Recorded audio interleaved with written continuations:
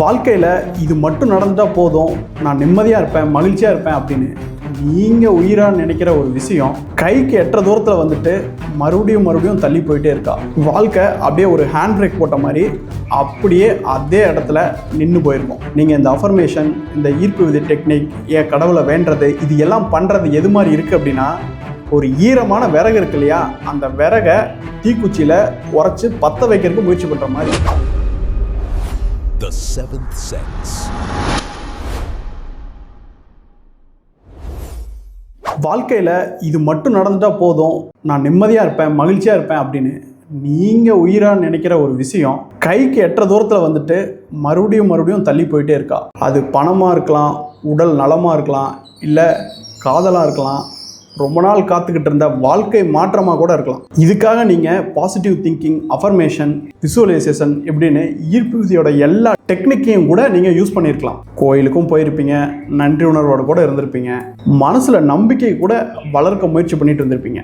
வாழ்க்கை அப்படியே ஒரு ஹேண்ட் பிரேக் போட்ட மாதிரி அப்படியே அதே இடத்துல நின்று போயிருக்கும்.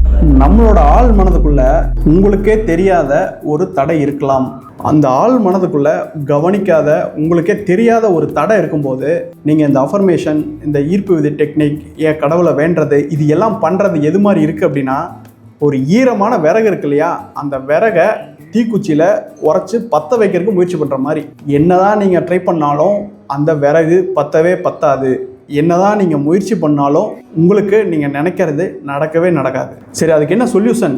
முதல்ல அந்த ஈர விறகை காய வைக்கணும். அதாவது ஆழ்மனதில் அந்த தடையை நீக்கிட்டு புதிய ஒரு நம்பிக்கை அல்லது ஒரு புதிய புரிதலை நீங்கள் ஆழ்மனதில் விதைக்கணும். நம்ம மனசு பிறக்கும்போது ஒரு எழுதப்படாத வெற்று காகிதம் போல தான் இருக்குது. சின்ன வயசுல இருந்து நம்ம வளர வீட்டில் இருக்கிற பெரியவங்க சொல்கிறது, பக்கத்து வீட்டுக்காரங்க சொல்கிறது, சுற்றி இருக்கிறவங்க சொல்கிறது, இந்த டிவி, மீடியா இதெல்லாம் சொல்கிறது, இதனால உருவான நம்பிக்கை பதிவுகள் அந்த எழுதப்படாத ஆழ்மனசு அப்படின்ற பேப்பரில் பல கிறுக்கல்களை கிறுக்கி வச்சிடுது. இதில் ஏதாவது ஒரு கிறுக்கல் உங்களோட இலக்கை நீங்கள் நினச்சதை அடையாமல் உங்களை பிடிச்சி வச்சுக்கிட்டு இருக்கோம், அதுவும் உங்களுக்கு தெரியாமையே.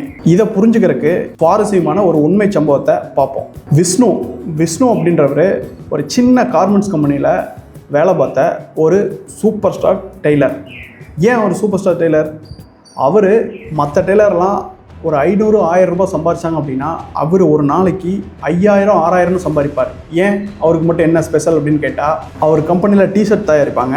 அதில் அவர் தீ மாதிரி வேலை செய்வார். அவர் கண்ணுமிக்கிற நேரத்துக்குள்ளே நிறையா டிஷர்ட்டை அப்படியே தைச்சு தூக்கி போடுவார். அந்த அளவுக்கு வேலையில் நுணுக்கங்கள் தெரிஞ்சவர், வேலையில் வேகம் காட்டக்கூடியவர். கம்பெனியில் முதலாளியிலேருந்தும் கூட வேலை செய்கிறவங்க வரைக்கும் எல்லாத்துக்கு முன்னாடி ஒரு ஹீரோ மாதிரி அவர் வாழ்ந்துட்டு இருந்தார். கை நிறைய சம்பளமும் கிடச்சிது. இதெல்லாம் பண்ணிட்டு இருந்தாலுமே கூட அவருக்கு ஒரே ஒரு உறுத்தல் இருந்துக்கிட்டே இருந்தது அவரோட ஆள் மனசில். என்ன அப்படின்னு கேட்டுக்கிட்டிங்கன்னா, எத்தனை நாளைக்கு நம்மளே உழைச்சி அடுத்தவங்களுக்கு கொடுத்துட்ருக்கிறது? நம்ம தனியாக ஒரு தொழில் ஆரம்பிக்கணும், தனியாக சம்பாதிக்கணும், நமக்கு ஒரு ஃப்ரீடம், ஒரு சுதந்திரம் வேணும். ஏன்னா நம்ம இவ்வளவு திறமையை யூஸ் பண்ணி இவ்வளவு வேகமாக தைச்சு கொடுக்குறோம், அதனோட ஒரு பகுதி பலனை முதலாளி தான் எடுத்துக்கிறாரு, நமக்கு வெறும் சம்பளம் மட்டும்தான் கிடைக்குது அப்படின்ற ஒரு உறுத்தல் அவர்கிட்ட இருந்துக்கிட்டே இருந்தது. சரி, சொந்த தொழில் தொடங்கலாம் அப்படின்னு அவரும் அவரோட நண்பரும் சேர்ந்து ஒரு புதுசாக ஒரு ஃபேஷன் டிசைனிங், அதாவது ஜென்ஸு, லேடிஸு, கிட்ஸு இவங்களுக்கெல்லாம் துணி தைச்சு கொடுக்குற ஒரு தொழிலகம், அதை ஒரு சின்ன கடை மாதிரி ஆரம்பித்தாங்க. அந்த தொழிலில் அவர் நண்பருக்கு ஏற்கனவே நல்ல அனுபவம் இருக்குது. ஆனால் அங்கே தான் அவருக்கு பிரச்சனையே ஸ்டார்ட் ஆக தொடங்குச்சு. அந்த புது தொழிலை பண்ணுறதுக்கே அவருக்கு கஷ்டமாக இருக்குது. அவரோட நண்பர் அவரை விட வேகமாக வேலை செய்கிறாரு. 5000 ரூபா சம்பாதிச்சுக்கிட்டு இருந்த விஷ்ணு பழைய வேலையில் மின்னல் வேகத்தில் வேலை செஞ்ச அவர் இந்த புது வேலையில் பலவிதமான ட்ரெஸ்கள் தைக்க வேண்டியது இருக்குது. அதாவது சின்னவங்களுக்கு தைக்க வேண்டியது இருக்குது, பெரியவங்களுக்கு, ஜென்ஸு, லேடிஸு, இப்படி ஷர்ட்டை, இந்த மாதிரி ஒவ்வொரு விதமான ட்ரெஸ் மெட்டீரியல்ஸ் தைக்க வேண்டியது இருக்குது. அதனால் அவர் தடுமாற ஆரம்பித்தார். ஏன்னா பழைய வேகத்தை இந்த வேலையில் பிடிக்க முடியல. நேற்று வரைக்கும் நான் ஒரு எக்ஸ்பர்ட் அப்படின்னு ஒரு மனசில் நினச்சிட்டு இருந்தார். ஆனால் இன்றைக்கி ஒரு கத்துக்குட்டி மாதிரி தடுமாறுறாரு. அப்போ அவர்னால 5000 ரூபா சம்பாதிச்சிட்டு இருந்த அவர்னால ஒரு 1000 ரூபா கூட ஒரு நாளைக்கு சம்பாதிக்கவே முடியல. அவர் யோசனை பண்ணுறாரு, ஒருவேளை நம்ம தொழிலை தப்பாக சூஸ் பண்ணிட்டோமோ, கம்முன்னு அந்த பழைய வேலைக்கே போயிடலாமா தொழிலை மூடிட்டு?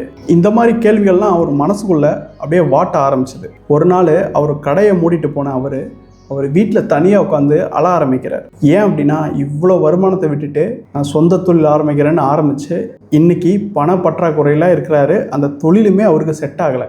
இத்தனைக்கும் அவருக்கு ஈர்ப்பு விதி, நன்றி உணர்தல் இப்படின்னு எல்லாமே அவருக்கு தெரியும். அதெல்லாம் பக்காவாக கடைபிடிக்கிறார். ஆனால் எதுவுமே வேலை செய்கிற மாதிரியே தெரியல. இப்போ இந்த விஷ்ணுவோட மனசில் இருந்த உண்மையான பிரச்சனை என்ன அப்படின்னா, அவரோட பழைய அடையாளம், நான் சூப்பரான வேகமாக தைக்கக்கூடிய ஒரு டெய்லர் அப்படின்னு அவரோட மனசில் ஒரு அடையாளம் இருந்தது. அந்த அடையாளம் புதுசாக ஒரு வேலையிலையும் அதே வேகத்தையும் அதே ஸ்பீடையும் அதே பர்ஃபெக்ஷனையும் எதிர்பார்க்குது. ஏற்கனவே இருந்த வேலை அப்படின்றது ஒரே மாதிரியான துணிகளை வேகமாக தைக்கிறது மட்டும்தான் அவரோட பணி. அதாவது அவரோட நாடி நரம்பு, அவரோட கை கண் எல்லாமே அந்த துணியை வந்து எப்படி வேகமாக தைச்சு போடலாம் அப்படிங்கிறதுக்கு செட்டாக இருந்தது. ஆனால் இன்றைக்கி வேலை அப்படி கிடையாது. அதாவது டிஃப்ரெண்ட்டான துணிகள் வரும், அதை வந்து பர்ஃபெக்டாக தைச்சு கொடுக்கணும் அப்படிங்கிறது தான் இன்றைக்கி அவர் முன்னாடி இருக்கிற வேலை. இந்த வேலை அவருக்கு புதுசு. இந்த வேலையிலையும் போன வேலையில் இருந்த ஸ்பீடை எதிர்பார்த்தார் அப்படின்னா அவர் தடுமாறத்தான் செய்வார். இந்த மாதிரி இந்த நிதர்சனத்தை ஏற்றுக்காமல் பழைய வேகத்தை எதிர்பார்த்ததுனால தான் இவர் தடுமாறுறார். அதுதான் இவரோட ஈரமான விறகு. ஆனால் இது ரொம்ப நாள் நீடிக்கல. ஒரு நாள் வந்து இதை ஏற்றுக்கிட்டார், அதாவது அக்செப்ட் பண்ணிக்கிட்டார். நான் பழைய வேலையில் பிஸ்தாவாக இருந்திருக்கலாம், இது என்னோட புது வேலை, புது துணி, புது களம், புது விளையாட்டு மைதானம். அதனால் வந்து நான் வந்து இங்கே ஒரு கத்துக்குட்டி மனநிலைக்கு வர்றேன். என்னோட நண்பர் இதில் எக்ஸ்பர்ட்டு, நான் அவரை பார்க்குறேன், நான் ஒரு கத்துக்குட்டியாகவே இருந்துட்டு போகிறேன். நான் கற்றுக்கிட்டு அதுக்கப்புறம் வேகத்தை நான் இம்ப்ரூவ் பண்ணிக்கிறேன் அப்படின்னு ஒரு நல்ல ஒரு தீர்க்கமான முடிவு எடுத்தார். பிஸ்னஸ் சக்ஸஸ் ஆகுமா, நான் ஜெயிப்பனா தோப்பனா, இன்றைக்கி வந்து நான் எவ்வளோ துணி வந்து என்னால் தைக்க முடியும், இன்றைக்கி எவ்வளோ சம்பாதிக்கிறேன் அப்படிங்கிறது எல்லாத்தையும் ஒட்டு மொத்தமாக அந்த கேள்விகள் எல்லாத்தையும் தூக்கி பிரபஞ்சத்திட்ட கொடுத்துட்டார். எவ்வளோ வந்தாலும் சரி நீ பார்த்துக்க, நான் வேலையை மட்டும் செய்கிறேன் அப்படின்னு முழு கவனத்தையும் அந்த வேலையில் ஃபோக்கஸ் பண்ணார். கற்றுக்கிற மனநிலையோட. ஈரவர்கள் உடனே காஞ்சிடுமா, கொஞ்சம் நாள் எடுக்கும் இல்லைங்களா? அதே மாதிரி தான் அவர் இது முன்னால் ஃபோக்கஸ் பண்ண அவரோட வேகம் அப்படின்றதும் கூட ஆரம்பிச்சது. அவரோட வேலையிலையும் ஒரு பர்ஃபெக்ஷன் தெரிஞ்சுது. முன்னாடி தடுமாறின வேலை இப்போ அவருக்கு கொஞ்சம் கொஞ்சமாக ஸ்பீட் எடுக்க ஆரம்பிச்சது. கிட்டத்தட்ட ஒரு சில மாதத்தில் என்ன நடந்தது அப்படின்னா, பழைய வேகத்திலேயே துணிகளை தைக்க ஆரம்பிச்சிட்டார். அப்போ இவரோட பார்ட்னரோட வேகத்துக்கு இவரும் வந்துட்டார். 2 பேரும் பர்ஃபெக்ட் ரிசல்ட் வேற கொடுத்தாங்க. அதனால ஒரு நேம் வந்து கிரியேட் ஆக ஆரம்பிச்சது. இவங்க நல்லா தைப்பாங்க, வேகமாகவும் துணிகளை தைச்சு கொடுப்பாங்க அப்படின்ட்டு. நிறைய பேர் இதை கேள்விப்பட்டு வந்து அவங்களுக்கு ஆர்டர் கொடுக்க ஆரம்பித்தாங்க. போதும்னு சொல்கிற அளவுக்கு அவங்களுக்கு ஆர்டர் குவிஞ்சுது. அதாவது பழைய வேலையில் இருந்த வேகத்தையும் பிடிச்சிட்டார், சம்பளத்தையும் அதுக்கு அதிகமாகவே ஏர்ன் பண்ண ஆரம்பிச்சிட்டார். இப்போது விஷ்ணுவோட கதையில் ஈரமான விறகாக இருந்தது என்னன்னு கேட்டால், அவரோட நான் ஹீரோ அப்படின்ற ஒரு அடையாளம். அதை கற்றுக்கிட்டு இப்போதைய யதார்த்தத்தை புரிஞ்சுக்கிட்டு அவர் வேலை செய்ய ஆரம்பிக்கும் போது அவரோட ஆள் மனசில் இருக்கிற தடை விலக ஆரம்பிச்சது. இதே மாதிரி தான் நம்மளோட ஆள் மனசுலையும் ஏதாவது ஒரு தடை, அது நம்மளோட பாஸ்ட்டை பற்றினதாக இருக்கலாம், இல்லை நம்மளை பற்றினதாக இருக்கலாம், இல்லை நம்ம வேலை செஞ்ச வேலையை பற்றினதாக இருக்கலாம். ஏதோ ஒன்று நம்ம பிடிச்சி வச்சுட்டு இருப்போம். அதுவும் நம்மளை அறியாமையே நம்மளை நம்ம ஸ்டேஜிலிருந்து முன்னேற விடாமல் தடுக்கிறது இந்த விதமான ஆள் மனசில் இருக்கிற ஒரு நம்பிக்கைகள் தான், இல்லை ஒரு தடைகள் அப்படின்னு கூட சொல்லலாம். நீங்கள் நல்ல மனநிலையோடு இருக்கலாம், நன்றி உணர்வோடு கூட இருக்கலாம், 100% உங்கள் உழைப்பு கூட போடலாம். ஆனால் ரிசல்ட் மட்டும் வராது. அதுக்கு இந்த தடை தான் காரணம். உங்களுக்குள்ளே என்ன தடை இருக்குதுன்னு நிதானமாக உட்காந்து யோசிச்சு பாருங்கள், அதை கண்டுபிடிங்க. இப்போதை யதார்த்தம் என்னென்னு அதை ஏற்றுக்கோங்க. உங்களுக்கு வாய்ப்புகள் தேடி வர ஆரம்பிக்கும். எனக்கு என்ன தடை அப்படின்னு என்னால் தெரிஞ்சுக்க முடியல அப்படின்னா, நம்ம தினமும் காலையில் ஆழ்மனம் வகுப்பு அப்படின்னு நடத்திட்டு இருக்கோம். இது ஒரு கலந்துரையாடல் வகுப்பு.